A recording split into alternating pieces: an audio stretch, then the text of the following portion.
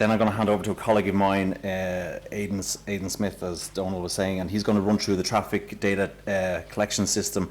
And I suppose what's important this evening is so that you know what information we are collecting, what the system is, and where you can access that information online publicly. Then I'll get back up again myself and I'll go through the NRA high-speed Weigh-In-Motion, and then we're going to finish up with a case study. Robert Corbally from RODIS is going to look at some WIM data that we analysed to characterise abnormally loaded vehicles. So, just in terms of National Roads Authority, most of you will notice already we were established in 1994, and our primary function is to secure the provision of a safe and efficient national road. I suppose a very important part of that is to know the user, who's using the road, what type of vehicle is using the roads, and in what numbers. And I suppose we collect that information through the traffic monitoring systems, and the bulk of our lecture tonight will be based around that. In terms of the network itself, we've got 5,300 kilometres of national road, so anything with an N or an M is a national road. About half of those are national primaries and half of them are national secondaries. And the breakdown for that is, in terms of road type, we have 900 kilometres of motorway, we have about 300 kilometres of dual carriageway, and about 4,000 kilometres of single carriageway. That's the purple up there. The graphic might be a little bit hard to read, but that's the network itself. So who's using the road?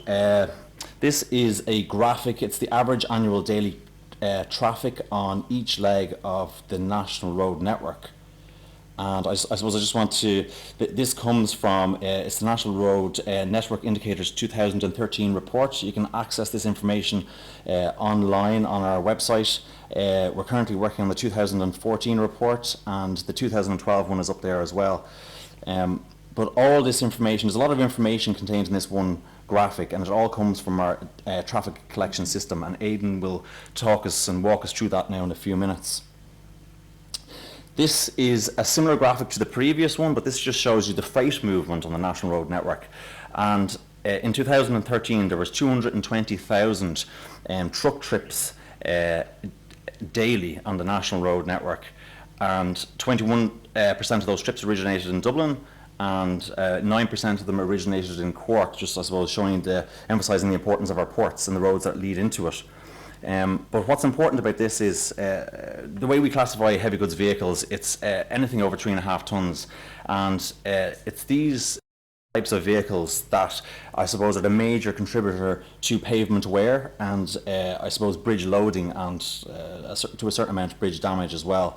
So understanding where these truck movements are occurring, how many of them are there, is very important to us, and it's important in both design, assessment and maintenance.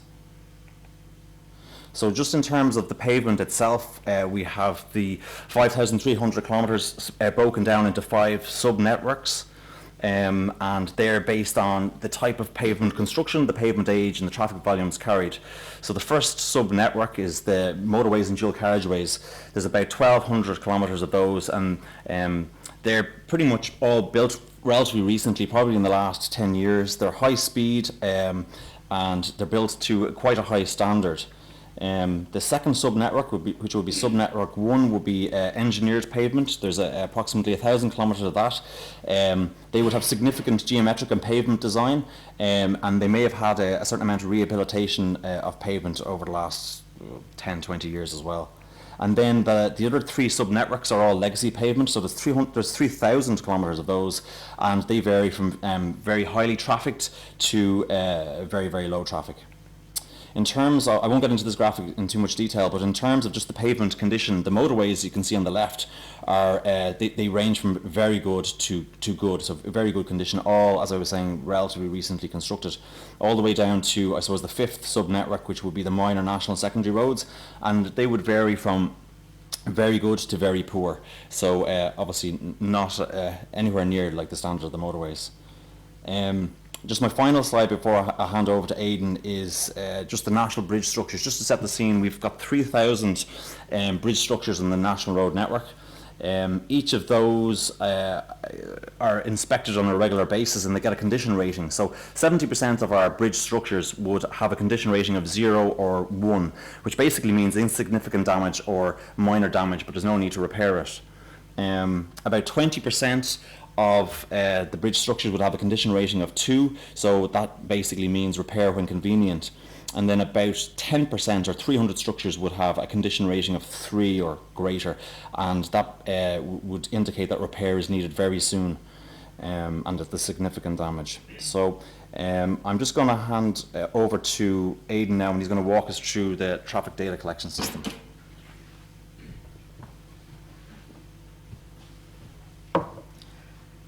Thanks, Fergal. As Fergal said, I'm just going to give you a brief overview of the NRA system, traffic counting system, why we count, the reasons behind it, how a loop detector system actually works, and then the actual NRA website itself and the data we actually get from the system, which fills a lot of the slides that Fergal is after showing there. There's a constant demand for traffic count data by multiple users, including the NRA, local authorities, engineers like yourselves, civil, bridge, road and environmental engineers, consultants, planners and the public themselves. What's it used for? Route planning and design is one example, obviously traffic modelling and analysis for route planning. Economic assessments, this is very important now that budgets are tighter, pre and post road project appraisals. Road and pavement design using the engineering figures of ADT, average annual daily traffic, 30th highest hour and peak flows, etc. From a road safety point of view, we have an EU requirement to compare accident statistics with vehicle volumes per route section. So the more traffic counters we have, the better that comparison is. On a practical level, as a guide for traffic management requirements, what and when are the peak flows and when to deploy your traffic management. From a road maintenance and research point of view, to monitor growth patterns, obviously the biggest reason we use traffic count figures, and the figures themselves can be used as one of many economic growth indicators. Vehicle kilometre statistics for use for national use, EU and international comparisons. Trials for road materials, life cycle appraisals for new materials. Obviously you're going to need to know what the traffic volumes are going to be on it to determine life cycle. Monitoring speed trends and analysis of road design speed versus actual speeds. That's an important one from a road safety point of view as well. And from an environmental point of view, pollution studies and noise studies where vehicle classification is very important. Some of the examples of counting methods that you might have come across: visual counts on road service, the tube counters, we've all seen the tubes going across the road, radar, cameras and video, and the inductive loop system. From a historical point of view, the NRA have been counting traffic for a long time. Before it was the NRA, it was on Forest Forbeha and then the Environmental Research Unit. In the 80s and early 90s, there was about 55 permanent traffic counter stations nationwide. Data was retrieved locally every 6 to 8 weeks from battery operated units, and there was only 2 classification levels available to us at the time, vehicles greater than and less than 6 metres in length, so we could only measure small vehicles, big vehicles, but it gave us a breakdown at least. In the late 90s and up to 2012, well in 97, the first major upgrade under the EU Technical Assistance Programme, the TAP programme, we saw counter volumes increase across the network to 110, initially rising to about 140 by 2005. Systems now were mains operated, so there was less downtime due to battery failures, and data retrieval was automated over your phone lines and your old bing bong modem. We were capable of classifying more than 7 different vehicle classes at this stage, and then of course the data was made available on the NRA website. The summary data files were downloadable and you could work with them offline. Donald actually mentioned an ex-colleague, Tom Holland. Tom would have produced the reports in book format before that. Recent activity, the NRA issued a contract for the supply, installation, operation and maintenance of a traffic monitoring system with the assistance of ROD and AECOM consulting engineers. Why? Basically, we wanted to upgrade our counter and communications equipment, create a dedicated website for traffic count data, install new sites across the network, obviously increase the volume of sites, repair older sites where necessary. One area that we were lacking in, and Fergal will talk on that, is the Weigh-In-Motion sites. We wanted to install new WIM sites, and of course we wanted to enhance the safety at older sites in particular. The contract was awarded to a joint venture, EACL Limited, between Electro Automation and Clonmel Enterprises Limited. The current status, well, thanks to that contract, we now have a new dedicated interactive traffic data website, www.nratrafficdata.ie. We have 270 traffic counting sites nationwide, inclusive of the 6 new Weigh-In-Motion sites. We've increased presence on cross-border, regional and Midlands routes. Renewable power sources, we reducing our carbon footprint, and we also speed up the activation of a site once it goes in with the renewable power site at the site. Data was automatically updated to the website now within days. Previously we used to do that on a quarterly basis, and many years ago Tom Holland used to do it in a report format once a year, so we're gaining speed. We installed new parking areas and footpaths, enhancing the safety for maintenance personnel. And we now have a new data server, also capable of accepting data from other traffic counter systems. And as an example there, we will have about 50 PPP, public-private partnership operated traffic counters, added to the public website in the near future. So just get into the actual system now, the inductive loop system, and how the system actually works. Most of you will probably have seen the loops in the road, but I'll explain how they actually work. Why do we use it? It's a reliable long-term option. If properly installed, loops and equipment last many years, up to and beyond 15 years. It's cost effective and are accurate as far as count, speed and vehicle classification, and straightforward installation as per the NRA's design manual for roads. The particular series being Motorway Communications of the specification for Roadworks Volume 1. Are there any downsides? With any system there tends to be. Loops themselves can be expensive to replace if they're damaged, so we try and avoid damage at all costs. And it's primarily down to traffic management costs and night work, etc. If they're poorly installed, loop installation can affect the integrity of the road surface, and this is something we absolutely do not want. It reduces the lifetime of the actual road, so we need to get them installed properly.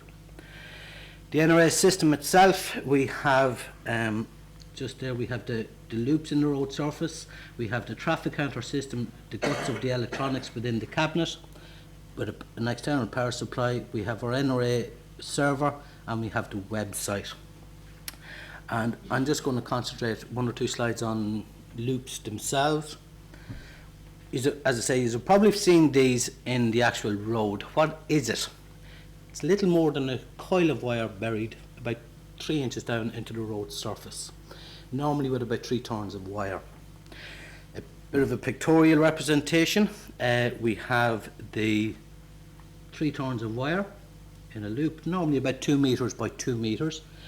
The twisted pair cable coming out, and then from an installation point of view, the 3 turns of wire are encased in epoxy resin first with a bitumen backfill. There are 3 primary electrical properties associated with the loop. Inductance, measured in henries. For an average 3-turn 2 by 2 meter loop, we're looking at 100 to 130 microhenries. Resistance measured in ohms, average value about 1 to 2 ohms or thereabouts. And insulation resistance, and this is an important one from the lifetime of the loop, it should be greater than 550 meg on a standard meter, in other words open circuit to ground. So the loop detector installation, some of the main points. The loop must be cut from an NRA specification point of view with a motorised road saw, as I say, to a depth of 75 or 85 millimetre, and the reason for that is with the bigger road saw it maintains consistency in the saw cut. The loops themselves must be 1 metre distant from metal objects, and that will become clear as to why in a few moments. Loops must not be installed when temperatures below 2 degrees, and that's very self-explanatory. Residual water in the cutting process can freeze and damage the road surface. Loop feeders must be twisted from the corner of the loop. If you saw the previous slide, I just showed this point here again. Here, they must be twisted. The reason for that is to reduce what's known as inductive pickup. If you get interference on one leg, it's cancelled out once they're twisted if there's interference on the other leg, and the interference will be on both of them. As I said, the 3 tests, series resistance, inductance and insulation resistance, have to be carried out when installation is done. That's your typical loop array. You have your standard loop. This is your actual 2 by 2 metre loop. These are your feeder slots. They'll be slightly deeper, these ones here, but 2 loops per lane. Again, the NRA system schematic, and now I'm going to concentrate on the loops and the traffic counters themselves, the actual electronics and what they actually do. So how does the system work? Well, for starters, the electronics applies an alternating current, an AC signal, to the loop, such that the loop forms part of a tuned circuit. Thanks to the principle of electromagnetic induction, a magnetic field is created or induced around the loop. There's a pictorial representation that you might remember from Leaving Cert Physics. If you have current going in one direction, it's going to create a magnetic field going around the wire itself in a certain direction. In this case, it's going to be in the clockwise direction. As I said, the magnetic field is created, but when the metal of a vehicle passes through the magnetic field, it absorbs part of the magnetic field energy, and as a result, the inductance of the loop decreases, the frequency of the applied AC signal increases, and the circuit is detuned during the vehicle passage. All the changes are induced changes, hence inductive loop. This detuning is detected by the electronics, so what you now have is an actual metal detector. So how do we count and classify vehicles? Well, we have a metal detector, so with a single loop, counting each detection can give us a volume count. Place 1 loop in each lane and we can have a simple directional volume count. But it doesn't just stop there, it gets better. With 2 loops per lane, as you saw in the photograph, by programming in the distance between the loops, leading edge to leading edge, the system can also measure speed. Very simply, distance divided by the time taken between loop to loop activations is equal to speed. Continuing on, the system also measures loop on times for both the individual loop on time and the mutual loop on time, the time both loops are activated simultaneously. Using algorithms programmed by the manufacturer, and these are normally always manufacturer secrets, the CPU couples these measurements with the vehicle speed measurement to measure the length of the passing vehicle. The system can now classify vehicles based on length. As I say, it doesn't stop there. If we look at a typical loop magnetic field, and this is just a pictorial representation, the magnetic field height is half the height of the longest side. So if we have a 2 metre by 2 metre loop, the magnetic field is very roughly about 1 metre in height. So if we simulate a low chassis vehicle, it's going to be somewhere here. If we simulate a high chassis vehicle, it's going to be there. You can see straight away that a low chassis vehicle cuts through, a low chassis vehicle cuts through more lines of flux than a high chassis vehicle, and therefore has a greater effect on the magnetic field. Likewise, we can deduce from that that similar vehicles, car, they're all going to produce the same or cause similar changes. And the system manufacturer uses this phenomenon to provide what's known as loop or vehicle profiling.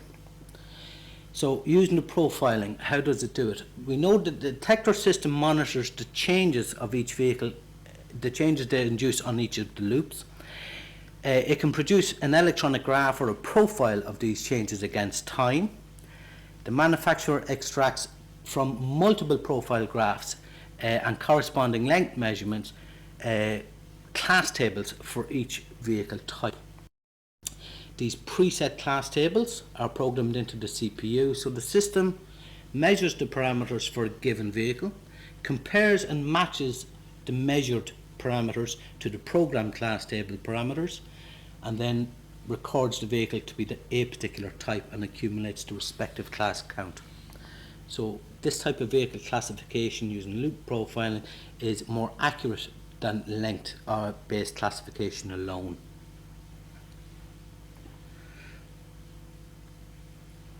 Some sample profiles from the NRA system itself. We have 4 different vehicle types here. We have a car, bus, van and trailer, and a HGV Arctic. You can see the car is a fairly straightforward detune. The bus, you can see the chassis profile here is a lot rougher. Vehicle trailer, what's this peak in the middle? It's actually the A-frame where there's less metal in the vehicle. So the system can actually detect that. And then you can see your HGV, obviously the time scale is longer for the HGV, but this would be the front part of the vehicle coming to the back part where you've got, say, 3 or 4 axles in a row, and you have a deeper detune. The frequency is on the vertical axis and time on the bottom. So the frequency changes themselves at 410, say 390, 380, not huge, but the system can actually detect them down to, you know, fractions of frequencies. So it uses the frequency change plus this profile here, this signature here, to actually determine, along with the length of the vehicle, the classification of the vehicle. The manufacturer, as I say, he'll take a load of those graphs and he'll pick out the lengths and the detune, the frequency changes or whatever, and he'll come up with a table something like this, and he'll have a set of parameters for each vehicle, and that's where we get our class tables. Sorry, that's the sample table. Overlaps, you see each of the overlaps here. It's important that each set of parameters overlaps from one vehicle to the next, and the reason for that is simple: we don't want unclassified vehicles. So what classification requirements do the NRA need? Well, we want 7 different classes of vehicles. We want motorbike, car, light goods vehicle, bus, heavy goods vehicle, rigid, articulated and caravan. We do have the option to ask for a further 3 classes, which would most likely be subgroups of the HGVs. The vehicle records requirements then, what does the system produce per vehicle? First of all, site, date and time, and this is per vehicle. We have a record of every single vehicle on the network. Vehicle length and vehicle class, the lane in which it's travelling, the direction of travel, headway in seconds, and speed in kilometres per hour for in-house studies. So what might affect loop profiling accuracy? Among other things, this is definitely not a limited effects. Accuracy of all the measurements that the manufacturer can make on the traffic counting system. In other words, the speed, the length, the loop on times, the frequency change and the magnetic field changes. In other words, how tight can the manufacturer get the class tables? Consistency in loop installation, I've already mentioned it. If you have a leading edge to leading edge distance of, in the NRA, a 2 metre loop, a 2.5 metre gap and a 2 metre loop, you have 4.5 metres between leading edge to leading edge. If you have a loop site out there with 5 metres, then you're going to have to change your parameters, because it's going to measure speed differently, it's going to measure your classification differently. So consistency in loop installation from site to site. Traffic congestion, a big one, people don't realise this. Loop classification needs free-flowing traffic, needs free speeds. The vehicle separation must be greater than the length of the loop, in other words 2 metres, because if you've got one vehicle crossing a loop, cross the next vehicle within a metre, the loop doesn't get time to switch off or go back to its steady tuned state. So you will actually misclassify, say, 2 cars, they'll come up as a light goods vehicle or a truck or whatever, depending on the length. Similarly, if you get a truck with a high chassis, it affects the loops less. So if you get the trailer with the highest part of the trailer sitting over 2 loops, the distance between the cab and the trailer could well be in excess of your 6 metres, so your high chassis mightn't be detected. You might get an LGV, nothing, and an LGV if the truck has been sitting on the loops. So traffic congestion is a big one for affecting classification. Equipment failures stands to reason. An example of where a loop profiler has a difficulty when it comes to like-for-like vehicles. A Volkswagen Caddy van has the same, if not the exact same chassis as a Volkswagen Polo. This is a chassis profiling system or a loop profiling system. The classifier will not be able to differentiate the two. So the LGV, which is a true LGV as in a Caddy van, will be classed as a car. But we've no problem on that, because on the previous slide there I did actually mention some of the accuracy levels that we require. Cars is 96%, LGVs is 90%, HGVs like 85%. The bigger the vehicle, the bigger the tolerance you need on accuracy. So how do we in the NRA check for system compliance? We carried out site acceptance tests on all sites. Basically, after the installation, we do a visual versus recorded count and classification check for at least 30 minutes. Is the system saying that the car we've seen is a car? Is it an LGV? Is it a HGV? We do an annual audit. We take 15 sites, 12 hours of camera footage per site, and again analyse our per vehicle records against the camera recordings to determine accuracy. The database itself has a self-checking facility. It's only newly in operation, about 2 years, but the more data it has, the better it is at actually giving us a guide as to whether data is wrong or right. So it has a self-checking facility and can highlight suspect data. So we monitor the data on that basis, and we can create events where there's an actual event that might have affected data, the traffic data, in other words roadworks for argument's sake. When we create an event, a roadworks event, it's highlighted on the website as a different colour, and if you download that file to an Excel file, it will also be highlighted in the Excel file as a different colour, so you'll see that it's a different effect on the actual traffic data. You have to be wary of it. Our Weigh-In-Motion, which Fergal will talk about in a second, WIM site calibrations are carried out twice a year in January and July, and the entire system is maintained under contract with preventative maintenance routines by EACL Limited, and that contract is managed by the NRA with the assistance of ROD, Ronan Donovan, consultant engineers, to resident engineers for the contract. Going back to our system schematic, I'm not going to deal with this part here. That is the guts of the system that processes the data. We don't need to know that. All we need to know is that we have a website, www.nratrafficdata.ie, where you can get the data. I'm just going to give you a brief overview of where to get it. I'm going to bring you in through the NRA website, and I'll explain the reason why in a minute. Just go on to the main website, click on to Network Management and Maintenance, follow there, you'll see another icon for traffic data, click on that one and you'll come to this page here, and this is the reason I brought you in this route. This particular page has links to historical NRA data pre-2012 and pre-2006, before that as well, type of two banks. But on this particular page, if you go into the web portal or click here or to access, it'll bring you to the interactive map homepage. Some of the features: the dots represent the actual counter locations across the network. Right, we've dropped down explanatory notes on how to use the web page on the left. You can look at, you're already looking at the map, but you have a list there as well, or if you want to go in, search for a particular site, or use the zoom to actually locate your chosen traffic counter. So if you pick on an actual green dot and click on it, you get a summary bubble like this. I hope that's clear. It might be a little bit blurred.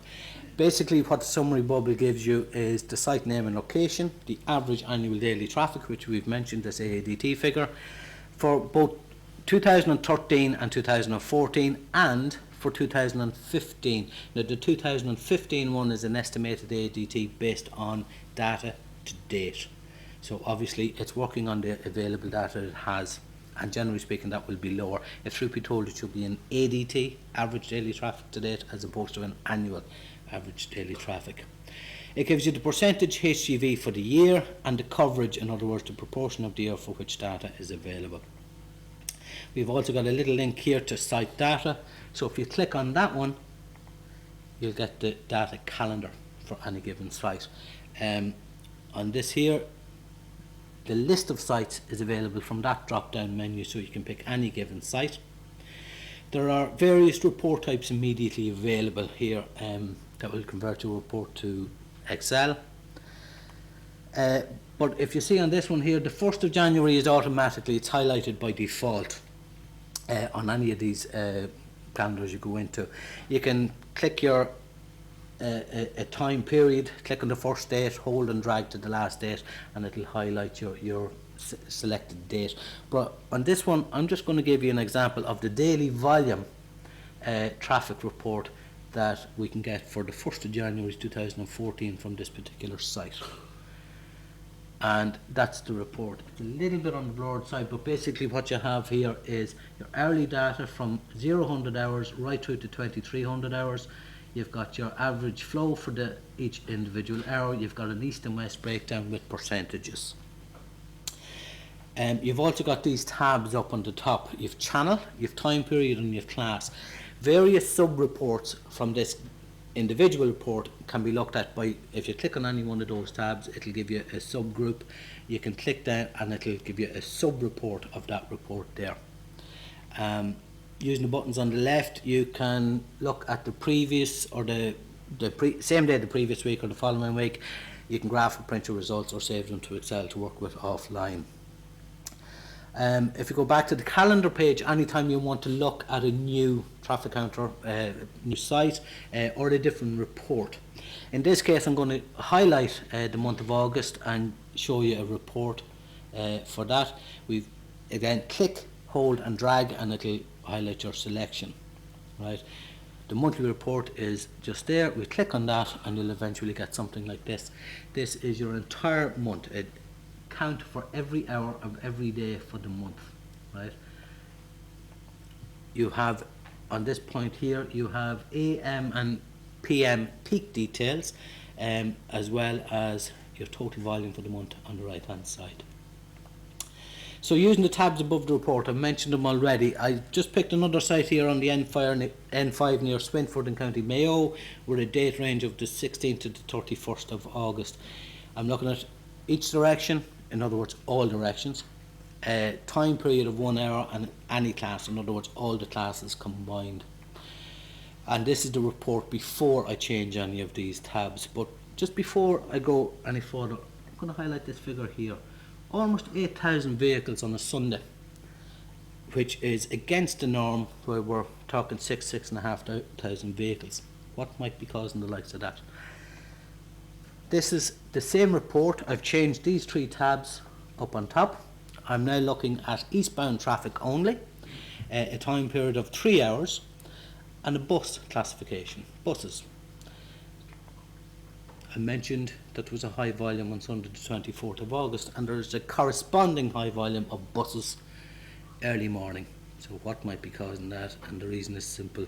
It happens to coincide with Mayo supporters travelling to Dublin for an All-Ireland semi-final match, and I'm sure the figures on the way back will probably tell you a different story. But that's the type of thing we can actually glean from the system. It's that accurate that we can get, little anomalies in traffic like that. Just a classification report, just showing the 7 different classes of vehicles here. A typical report from the N7. You can see nearly by the figures there alone that obviously the greatest proportion of vehicles on the road are cars, followed by LGVs and trucks. I've mentioned that traffic data can be used as an economic growth indicator. This is a sample I've taken from the Longford bypass. I've produced ADT figures for since 2006. We can see traffic volumes increasing up to 2008, falling back during the recessionary times back to 2012, but we're back in growth again. That's across the network, that type of figures. And sample reports will be across the network, so we seem to be, the traffic data would indicate that we're actually growing again. And an example of additional throughput possible thanks to roadworks improvements by the NRA. You've all heard of Newlands Cross, and this is an example of where our traffic on figure just west of Newlands Cross. Average throughput during the roadworks, 70,000 vehicles per day. It opens on the 20th of November, and immediately afterwards we're up to 90,000+ vehicles a day. A throughput increase of about 20,000 vehicles a day. So I think that's testament to the fact that a road improvement scheme can and will work on occasions. Definitely in that case anyway. Obviously some of the traffic is going to be traffic that has avoided the roadworks, but 20,000 vehicles a day, it's a big improvement. As engineers, can you help us maintain this system? And the answer is yes. You know, loop cables that you can see on the right hand side there, they're only 3 inches down. You have your cabinets and our renewable systems. If you're responsible for work crews, let them know what to look out for, and if you're working at or near the equipment, use caution, and if in doubt, contact the NRA. And I'd like to thank you for your time on that one. Thanks very much.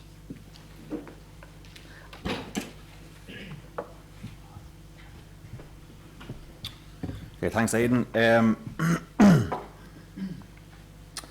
Okay, I just want to talk to you a little bit about Weigh-In-Motion, just explaining a little bit about what Weigh-In-Motion is, why the NRA might want Weigh-In-Motion, what type of system that we've installed, how truck weights are regulated in Ireland. Most of you probably know that already.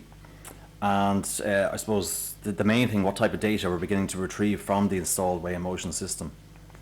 So, I mean, basically Weigh-In-Motion is, it is what it says in the tin. You can weigh vehicles travelling at highway speeds, be they cars or trucks. So you can get the overall truck weight, or you can get individual axle weights and individual axle spacings.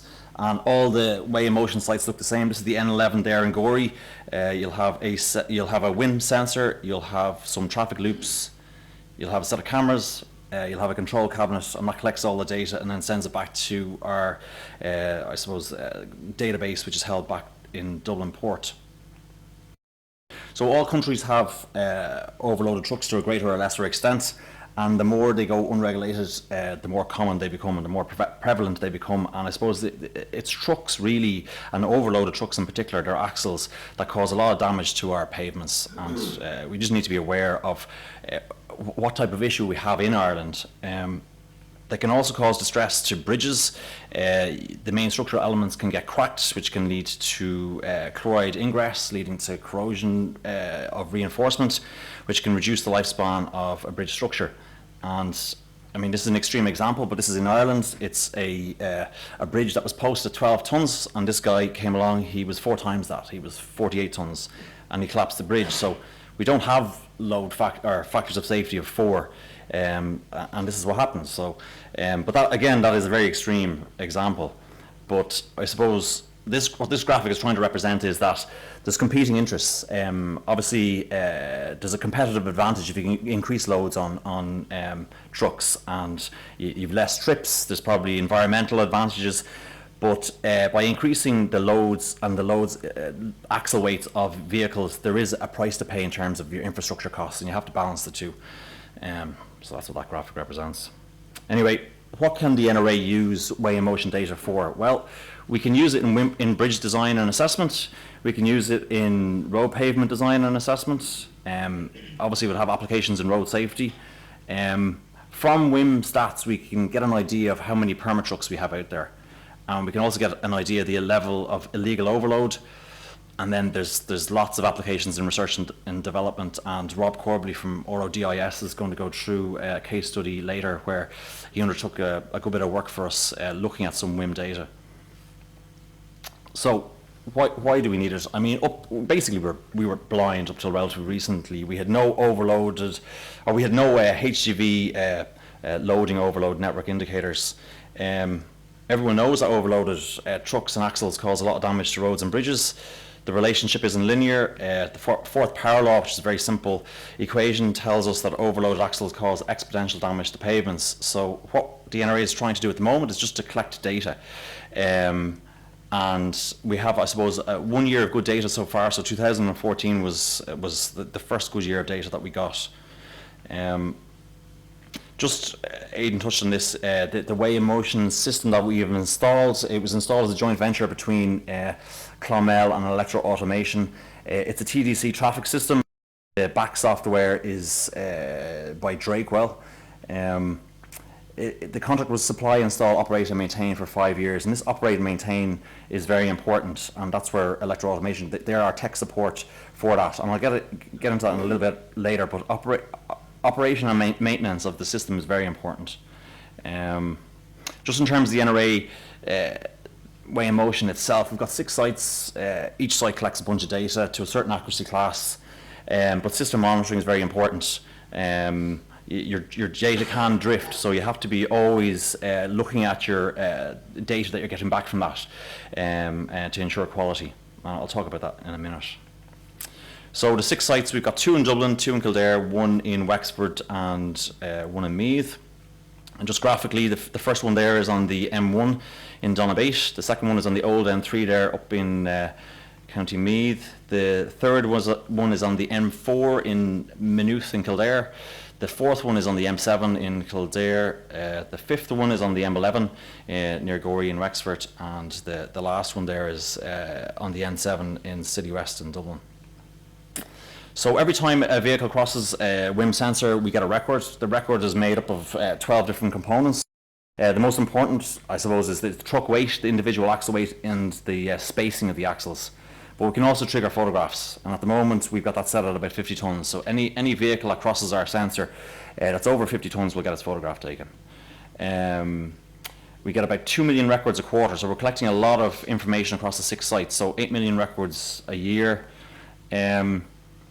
In terms of accuracy class, WIM systems, they're ranked A through E, A being the most accurate. We're a accuracy class C, which basically means we've got a 15% accuracy on the overall truck weight and a 20% accuracy on single axle weights.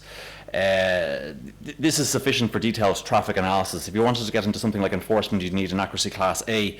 There's a huge difference in price between an A system and a C system. It could be like tenfold the difference in price between those two.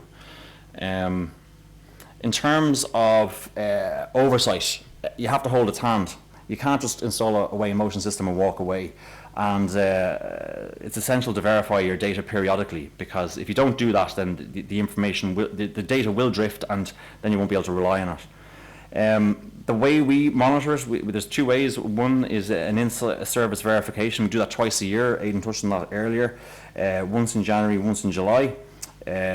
So here's an example. In January 2014, the in-service verification, the 26 lanes across the 6 sites, we were able to prove that 23 of them were measuring at the correct accuracy class. 3 of them had fallen over. They're still working, but they're not to the accuracy class that we'd installed them to. That was nothing to do with the WIM system. It's to do with the pavement and damage to the pavement at those sites. But it's important that we know that. The second way we do it, we generate quarterly reports. So every 3 months we get a report, and within that we got red flags.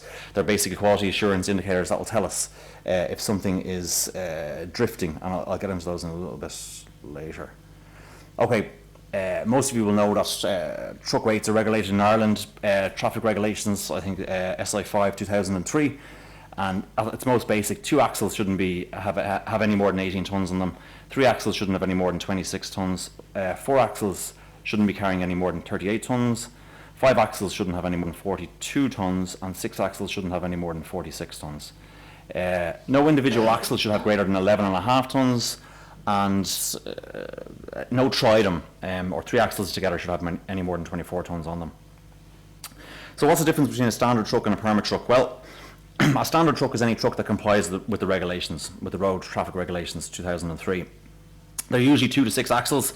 They make up about 98% of the population. They're dominant in long span bridges, and they are mostly carrying consumer goods. A permit truck then is anything that's outside the regulations. They're usually 6 axles or more. They make up about 2% of the population. They're dominant, the dominant vehicle in the loading events for short to medium span bridges, and they're almost entirely related to the construction industry. And they should be applying for a permit to go on the national network, or any network for that matter. But you have to be careful. What you see isn't always what you get. So here's just an example. These two trucks on the left here, they're clearly permit trucks, or you'd hope they have permits. Multiple axles, very heavy. But here's a guy, he's 3 axles, he's got about 48 tons in him. His back axle there is 18 tons. If you go back to the regs, the 3 axle limit is 26 tons, so he's 85% overloaded. So he's causing an awful lot of wear to our pavements. There's also like serious road safety issues there. The vehicle itself probably isn't designed to carry that much overload. Plus, for him to stop, it's going to take a lot longer. We've hundreds of these. This is a 5-axle vehicle, 72 tons. Go back to the regs. Shouldn't have any more than 42 tons, so he's 71% overloaded. And this is a 6-axle vehicle, 78 tons. He shouldn't have any more than 46 tons, and he's 70% overloaded. So quite a lot of this out there. Just going on to the quarterly reports then, we generate a report across all 6 sites, and then we also generate a consolidated report. We're collecting an awful lot of data, and there's no point in collecting that data unless you can visualize it. And what we do is key statistics are extracted each quarter, and they're compared to trends over previous quarters. And I suppose an important part of that is just making sure you got quality data, and I'll get into that now in a second. So each report has about 14 different sections to it. I'm going to look at 6 of them now. I'm going to look at some weight histograms, some axle histograms, an ESAL graph, exceedance limit tables, some photos, and then the quality assurance indicators. So there's an awful lot of information on this graph. This is the cumulative truck histogram across all 6 sites for the whole year 2014. So there's about 8 million records on this graph. That's the 46-ton limit. So anything over that should have a permit. Anything below that could possibly need a permit as well. It depends how many axles are on the vehicle. Here in part of the tail, we've got 50 to 70 ton trucks. These are quite possibly overloaded and illegal. Maybe have a permit, maybe don't. And then in the tail itself, we've got these would all, you would hope, be permit trucks. There was something like 478 ton trucks, all the way up to our heaviest was 190 tons. So 190 tons was the heaviest vehicle that crossed one of our 6 sensors in that 1 year period. That's a extremely heavy load. I don't know how many axles were on that vehicle, but it'd be important to know that, and to understand how much axle load was coming down on each axle. This is another graph. It's similar to the last, except this is just individual axle weight. Now this is just for 1 3-month period, but it's across all 6 sites again. There's your 8-ton design standard axle that you would use in pavement design. There's your 11.5-ton legal limit. And this is the tail. So we had 340 axles that were about 18 tons in this 1 quarter, all the way up to 26 tons. That 26-ton axle, even that's an illegal axle, obviously. Even if it did apply for a permit, shouldn't be getting a permit. And if you just apply that simple 4th power law, the passage of 1 26-ton axle is equivalent to 112 8-ton axles. That's how damaging that axle is. This now is a tridem axle weight histogram. Tridem weight obviously is a key component in the design of short span bridges or buried structures. Your legal limit is 24 tons. In our tail we had, in this again is just 1 quarter across all 6 sites, we had tridems that weighed from 35 to 60 tons. 60 tons, obviously extremely heavy tridem.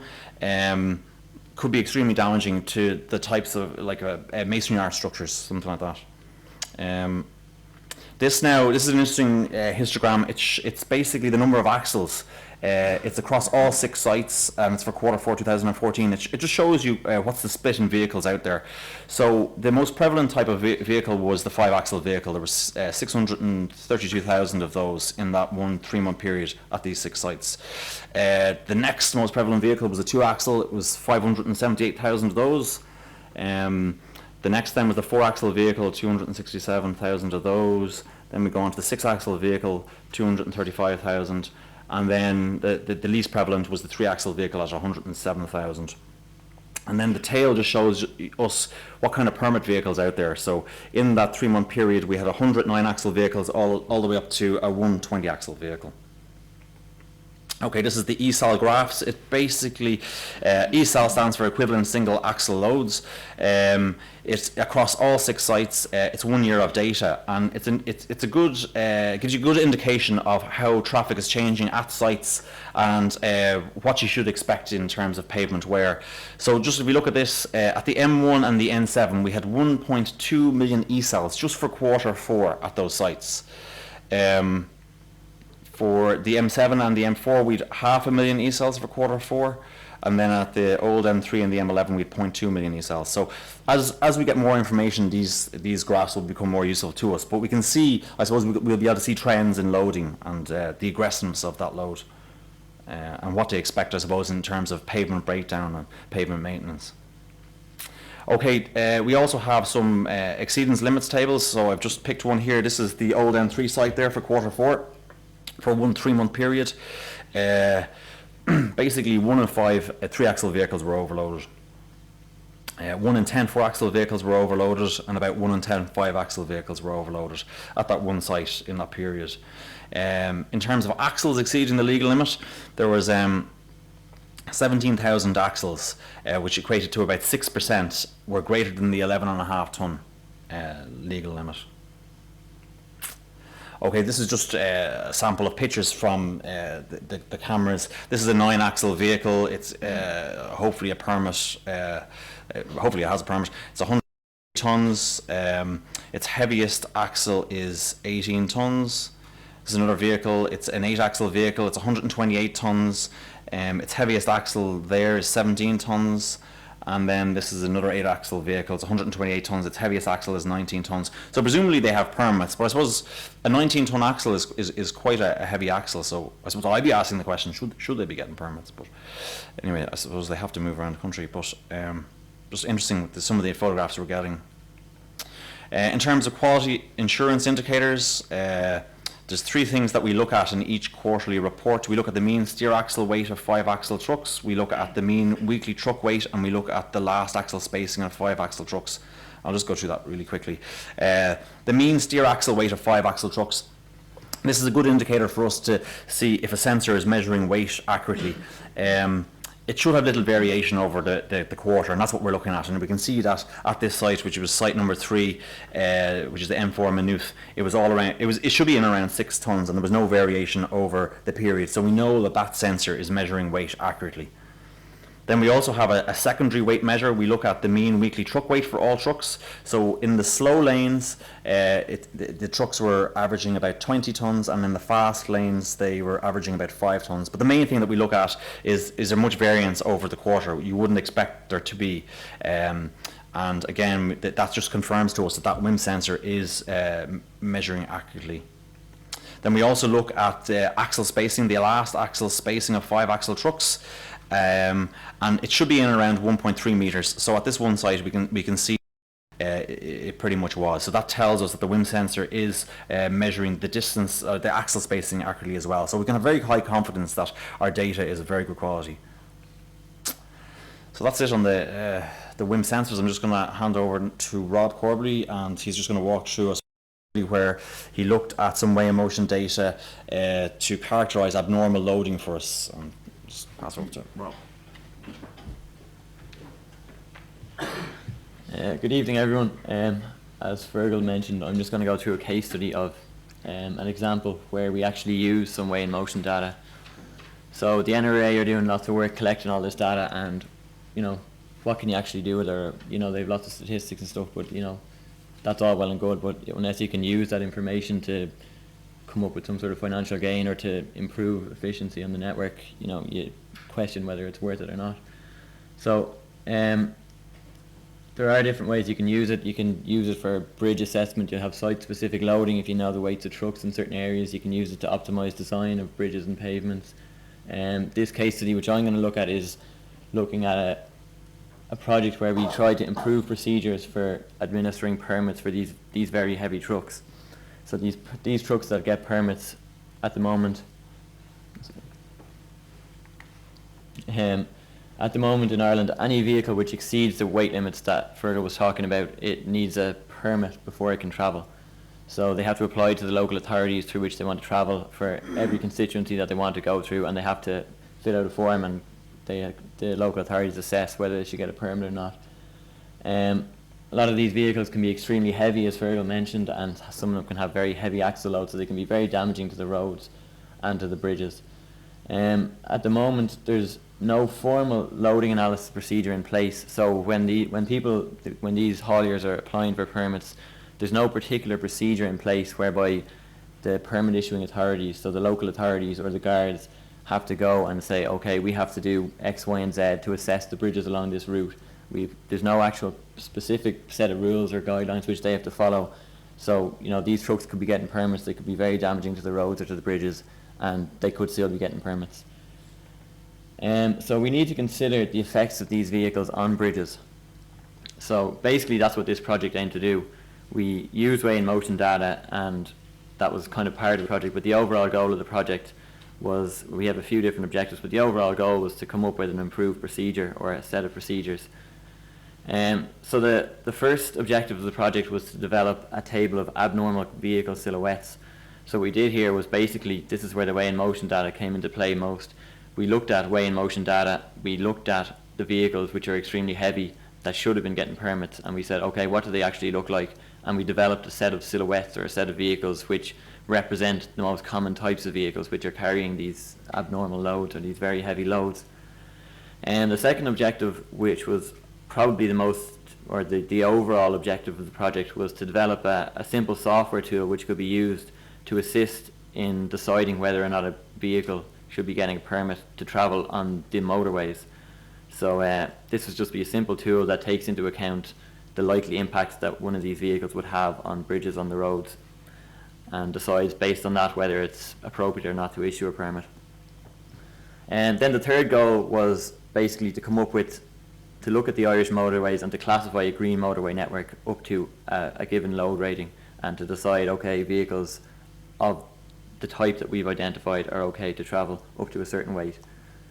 The final then was kind of just, we actually looked at the traffic in the weigh-in-motion database and did a comparison of the load effects that they'd be inducing in a specific set of bridges which are representative of those on the motorways, and we compared that to the load, the design loading for those bridges, to give an indication of how extreme are these vehicles compared to what bridges should be designed for. So kind of in summary, the overall idea of the project was to, you know, have some sort of indication of how are these vehicles affecting bridges, and, you know, these permit vehicles, some consideration to the effects that they have on bridges has to be given before we issue permits for them. An important point to note is that we only considered underbridges on the Irish major interurban network. So basically this is the M roads, the motorways. These bridges are all relatively new, all built within the last 10-15 years. We know what loading they've been designed to. There's minimal, if any, reduction in capacity. They're all in good condition. We know, we have all the details about these bridges, so we have an idea of the design capacity of these bridges, so then we can do a comparison for these bridges. So we needed then, at the outset of the project, we needed to consider a particular set of structures and a particular set of critical load effects for these structures, and basically we wanted to have some way of deciding, okay, what load effects are we looking at, and how can we cover all of the bridges on the motorway network. We know what the bridges look like, and we have an airspan database of Irish bridges which contains a vast amount of information on the materials, the configurations, the number of spans, the length of spans, and the construction types of these bridges. So we carried out a detailed analysis of the bridges on the motorway network, and based on this we defined a set of influence lines. So I'm sure most of you know what influence lines are, but for those of you who don't, an influence line is a graph which represents the load effect, so say the bending moment or the shear force at a certain point on the bridge due to a load at any location. So this is particularly important for bridge design or bridge assessment, whereby the loads or traffic loads that you're looking at can move across the structure. So using influence lines you can identify the most critical location of a vehicle or the most critical location of loading and decide, okay, what's the worst bending moment or shear force that I have to design my bridge for. So we looked at all of the bridges in the outbound database on the motorways, and we came up with this set of influence lines which were representative in general terms, because we're not doing a bridge by bridge specific analysis here. We're doing an overall kind of general study, and we have I think 12 influence lines here which represent critical load effects for global effects in general types of structures. So in single span, two span, three span, simply supported, fixed structures, we looked at bending moments and shear forces. The next step then was to decide, what do these actual abnormal vehicles look like? We needed to review the data that was available. We started off by contacting the local authorities, and the NRA asked the local authorities to provide information on all of the permits which they'd issued for these permit vehicles in the last 4 years. We did get quite a lot of information back. We got a good response. However, there was very little information available on the configurations of these vehicles. So the gross weights were always saved, and we didn't have much else apart from that. There was information on the particulars of the vehicle, but there was nothing that could lead us to do any kind of statistical analysis on the configurations of these vehicles, or how they looked, or how many axles they had. In some cases wasn't even recorded. So basically there was a lot of information there, but it was in varied formats across the different local authorities.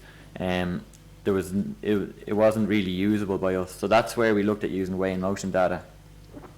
So at the time we carried this out, we employed a database of Weigh-In-Motion information from the UK, and we looked in detail at the vehicles in this database to decide or to examine what these vehicles look like.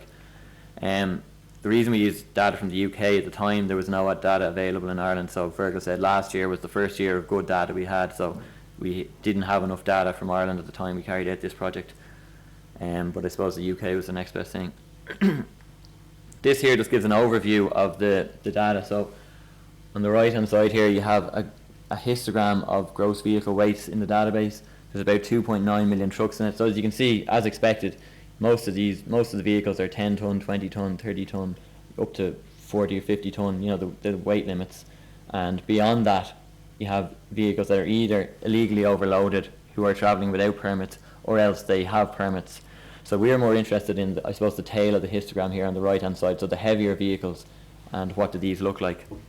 And then I've a table here. Basically, we looked at the vehicles above 50 ton and said, okay, these should be permit vehicles. There obviously is some level of illegal overloading in there, but we identified the vehicles in there that we could see to be permit vehicles. We divided these vehicles into 8 different weight classes, ranging from 50 ton up to 150 ton, and we looked at each of those weight classes separately and came up with a certain classification for each one. So just an overview of the data. The database combined records from 12 different sites in the UK. There was about 2.9 million trucks or vehicles over 3.5 ton in the database, and the heaviest vehicle on record there was 169 ton. So you can see Fergal mentioned that we had some very heavy vehicles in Ireland. There's a 190 ton one there. So we're getting a snapshot of the vehicles at these sites for a given month that it was recording on all of these sites. So this was just a snapshot of the vehicles. There could be heavier vehicles out there, but we had a fairly substantial database, so we could do quite a lot of statistical analysis on this. So abnormal vehicle silhouettes, we were looking to come up with a set of silhouettes which we could actually use to represent these vehicles. What do the actual vehicles look like that are transporting these heavy loads? So this is the process that we went through to come up with these silhouettes. So first of all, you choose your weight class. So you start off with the 50 ton or the 60 ton weight class. Then what you do is you look at the Weigh-In-Motion records. So you look at the data and you try and identify a representative vehicle configuration for that weight class. So say for a 100 ton vehicle, what do the vehicles look like?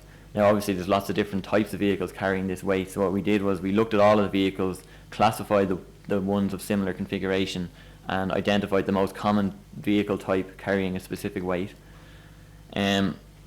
So at this stage here we have a vehicle representing a certain weight class. Then we wanted to decide, well, what way do we, for our silhouette, what way do we distribute the weight amongst the axles? So to carry this out, we did an optimization in MATLAB, whereby we optimized the axle weight, that we distributed the axle weights so as to maximize the load effects that they were inducing across the influence lines that we were looking at, compared to the design loading on those influence lines. So we looked at 2 design load models. So basically we tried to come up with a silhouette that maximized the load effects induced in these structures relative to what they should have been designed for. And the 2 load models that we looked at were the HB load model, which is specified up until 2010 by the DMRB for the design of motorway bridges, which has now been superseded by the Eurocode load model, the SV196 model, since 2010. So once we had carried out this optimization, we have a silhouette, we have a configuration which we got from the Weigh-In-Motion data. We've carried out our optimization to optimize the axles so that they're in the most severe configuration, or the axles, the weight is distributed in the most severe manner for the bridges that we're looking at. And this is the silhouette that we've come up with. Carried out this process for all of the different weight classes, and this is what we came up with, a table of silhouettes. So we have a silhouette for the 8 weight classes ranging from 50 to 150 tonne. And basically this just gives an idea of the types of the common vehicles carrying these loads. And for permit issuing authorities, they have this table, and they know we've carried out a lot of analysis for the common types of vehicles, and we identify later which ones are likely to get permits and which ones aren't. And they just have, they just have something there to look at and say, okay, is this vehicle they're giving me, is it ridiculous compared to the standard vehicles out there? And the next stage of the project then was to develop this software tool. And the idea of this software tool was just to be very simple. It was to, nothing complex, something that could have a few inputs, and someone could decide whether or not a vehicle applying for a permit was ridiculous, whether it was going to be unsafe on the bridges. And this was developed in the form of an Excel spreadsheet. So the user interface is just a simple spreadsheet, and there was coding written in the background to carry out the analysis. So this gives an overview of how the software tool works. Basically, the user inputs the axle weights and axle spacings on a vehicle which is applying for a permit. They click a button, it runs the analysis in the background. The maximum load effects induced by that vehicle in all of the influence lines we're looking at. So in total, for the various different bridge lengths we looked at 391 different influence lines, which represent the majority of kind of an overview of the structures on the motorway networks, on the MIU network. So we're not looking at a bridge by bridge analysis, we're doing a kind of a general check. And it calculates the load effects for all of these 391 influence lines.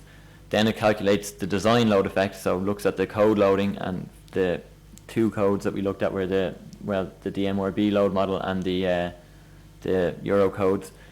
It gets the ratio between the 2, and it basically just checks, are any of these ratios above 1? If they are, it says, there's something wrong here, this vehicle's going to be dangerous, it's going to be damaging to bridges. If there aren't, it says it may be okay to issue a permit for this, provided that the analysis is representative of the bridges on the route. It is, for most cases it is, but if if there's anything obvious or anything specific that the engineer issuing a permit knows about, they have to make their own judgment on that. This is just an overview of what it looks like here. Is a screenshot of the software, the spreadsheet. Basically, you input the axle weights, axle spacings, you click a button, and it runs an analysis, gives you a kind of a yes no pop-up answer, and then gives you some idea here of the proportion of the design load effects for the 2 load models. Is it up near 1, is it above 1, or is it, are they well below the design loading? Having developed a set of silhouettes which represent the actual vehicles on the road, and this software tool which can run analysis to assess the effects of particular vehicles on our bridges, we tried to come up with this green motorway network. So basically what we did was we looked at our silhouettes and we ran them through our analysis, and we said which one is, how heavy can these vehicles go before they start failing. Now, it's a conservative analysis, but you have to be conservative when you're doing such a general analysis here. So we basically carried out this analysis, and we came to the conclusion that the green motorway network, or the major interurban routes, the M roads, are rated up to 100 tonne. So these standard vehicles, which we've identified, should be getting permits. These vehicles are okay to be getting permits.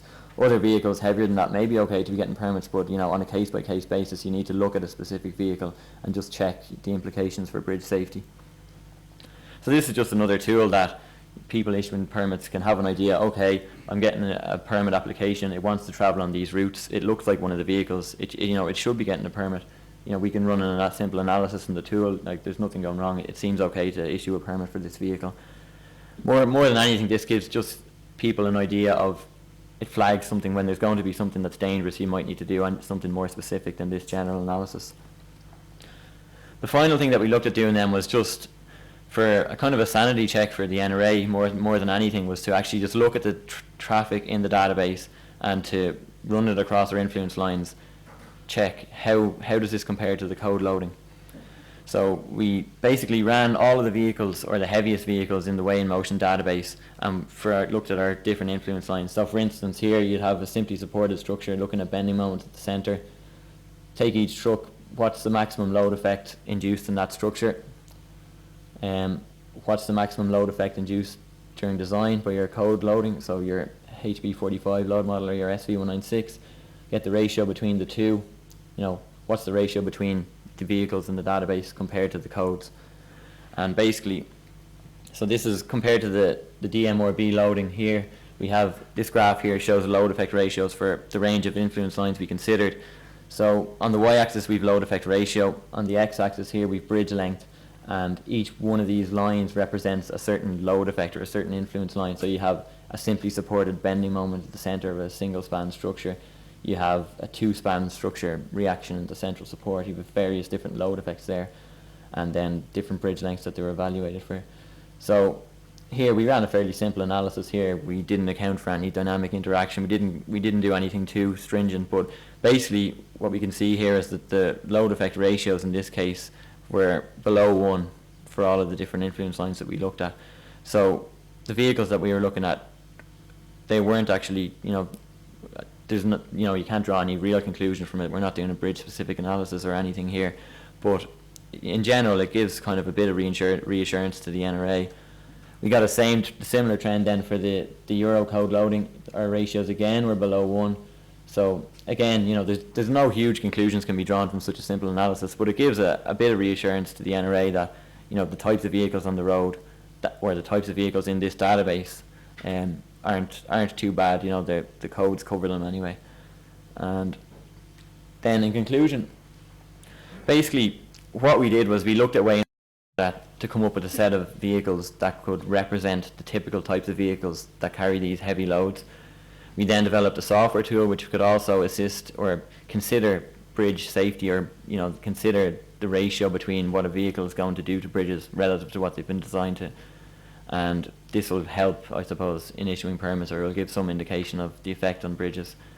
Then, based on our analysis, we came up with a green motorway network which we rated at 100 tonne, and then we compared the actual vehicles to the codes, and I suppose we got a positive there, and there's nothing too severe in the database that we looked at. And I suppose overall what this represents is, I suppose, the first step towards improving current procedures for issuing permits. If this procedure is in place, there's a generalized procedure, which means some heed is given to bridge safety, for every permit that's issued. They don't, there's always a consideration to bridge safety, whether it be just based on this simple analysis or something more specific. It just gives a bit of reassurance to the NRA that these vehicles aren't affecting the bridges too much. And that's everything from me. I'm sure if you have questions for myself or Aidan or Fergal, we can answer them. Okay. Thanks, Robert. Can I just ask the speakers, maybe if you guys want to just take a seat over there with 3 seats there, so you can line up like gladiators in front of the audience. So I think do we have a mic, Oliver, do you know? we might not have a microphone, so if anybody's struggling with communications, whatever, maybe they can come down and speak into the microphone here. But we'll see if we can organise a mic. Can I kick off? Has anybody got any particular questions they'd like to raise? Maybe if you do, you might just give us your name and oh, here we are. The microphone's here. Excellent.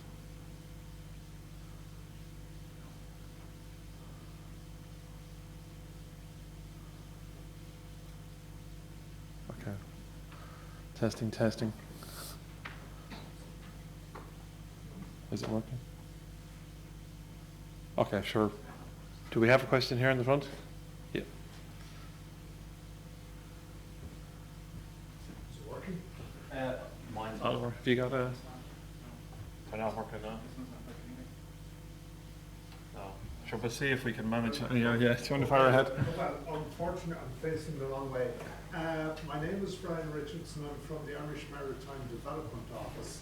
And I found this presentation fascinating because one of the things that we're looking at is what is the traffic flow to and from the ports. So the HGV aspect is of very, very topical. Do you see would there be any way that you think that this could be used, this information could be used to work out origin and destination of traffic flows? Question number one. Question number two, what happens in Northern Ireland? And question number three, or its observation number three, having participated in the All-Ireland Freight Forum, one of the things that became apparent is that Irish truckers have the worst reputation in Europe for overloading, and one of the net effects of this is that they can be specifically targeted on arrival at ports outside this jurisdiction. This does not just apply to truckers from the south of Ireland, but actually it's an all-Ireland problem. And there's one notorious policeman, I believe, who lives somewhere in the vicinity of Glasgow, and he takes pleasure in inspecting trucks that come in from Northern Ireland. So I wonder, is there any future for you this in the whole business of enforcement? So origin and destination, how's it done in Northern Ireland, and the whole question of enforcement? Well, from the, yeah,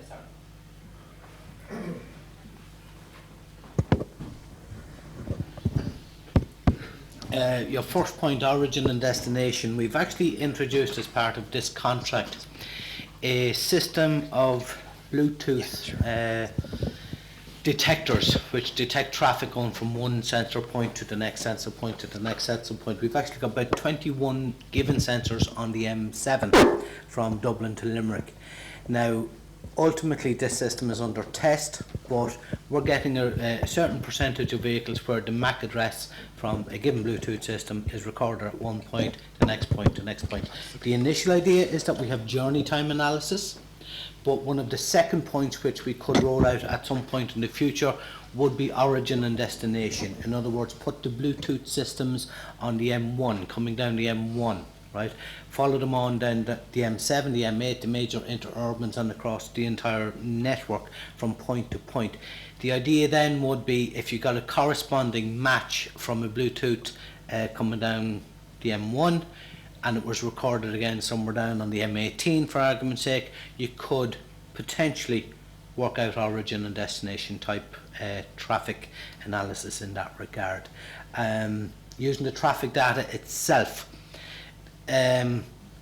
we can set up bands of different traffic counters within different regions, and you can see the overall flows and percentages of heavy goods vehicles and light goods vehicles and cars across the network, or across a given region, if you like, or a given network of roads, or a given single route, if you like, and you'll see your percentage of HGVs across the network.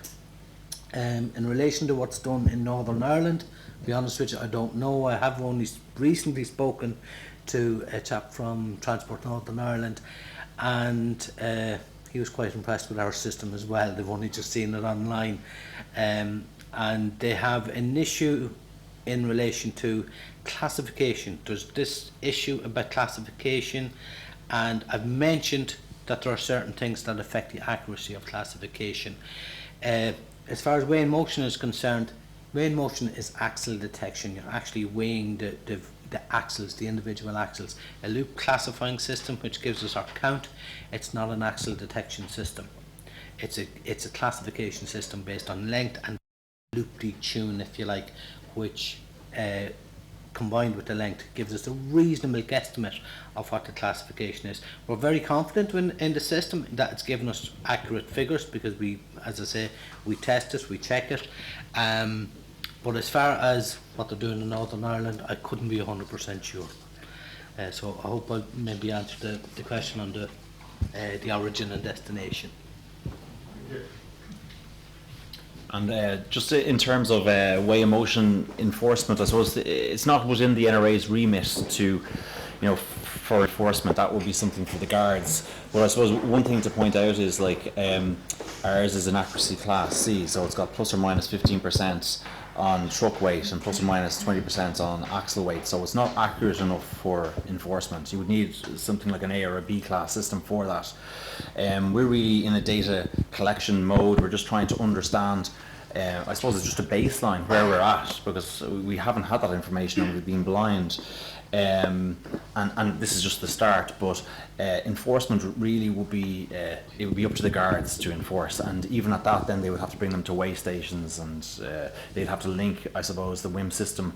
It would have to have maybe a plus or minus 5% and then go to a static weigh station and then weigh. And other countries are very good at it. We don't do it. I don't know if anyone got a ticket last year for being overweight. I don't know what the stats on that are.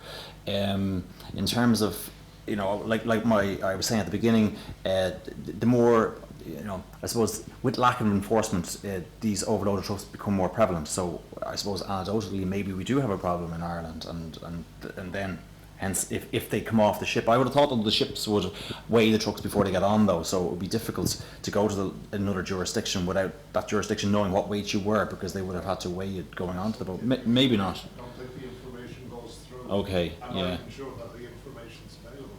Right, okay, yeah. But, yeah, I mean, it's important that there was, that people understand that we're purely just trying to collect data and just to understand where we're at and develop a baseline. But we're not about enforcement. The NRA isn't about enforcement. So, yeah. Is this working out? Yeah, so any other questions there? Actually, Sorry, just a quick question. You mentioned 220,000 HGV trips. You might just... Yes, right. Oh, thank you. Paul White, Fleet Transport Magazine. You mentioned 220,000 HGV trips. What actually constitute a trip? That's a good question. 220,000. I suppose journeys. It would have been 220. That came now. That I suppose was a stat that came from the NRA Network Indicators Report 2013. So it was a stat that I pulled out of that.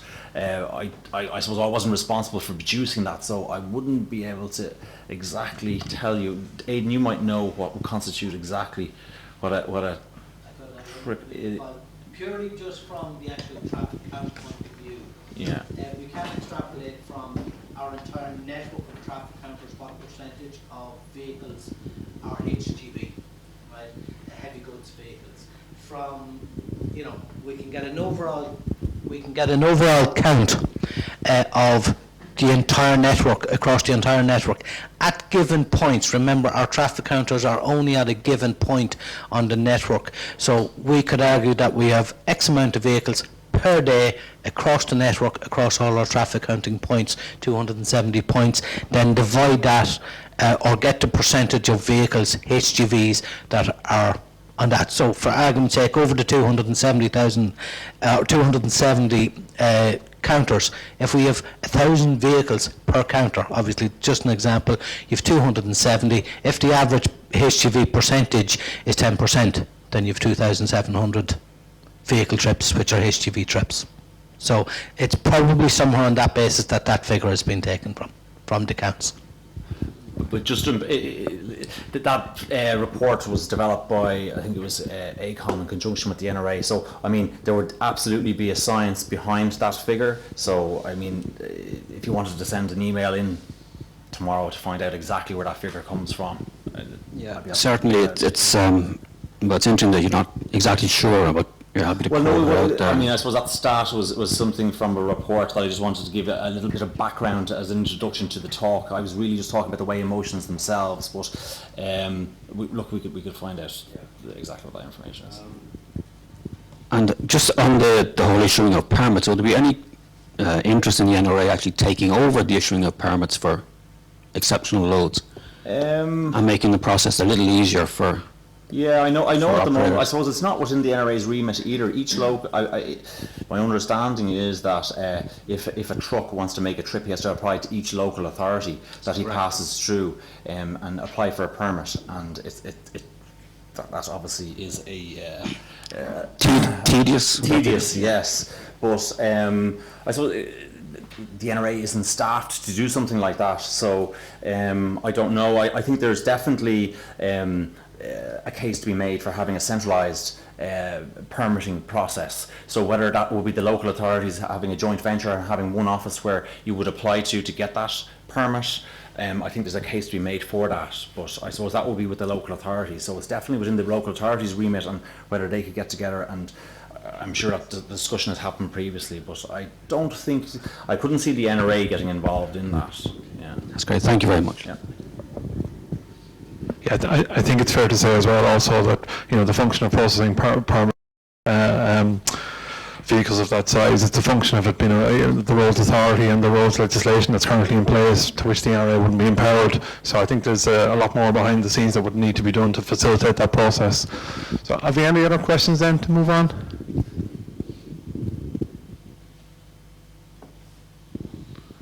Okay, all right, then sure, we'll wrap it up then. Let me just dispense with this microphone.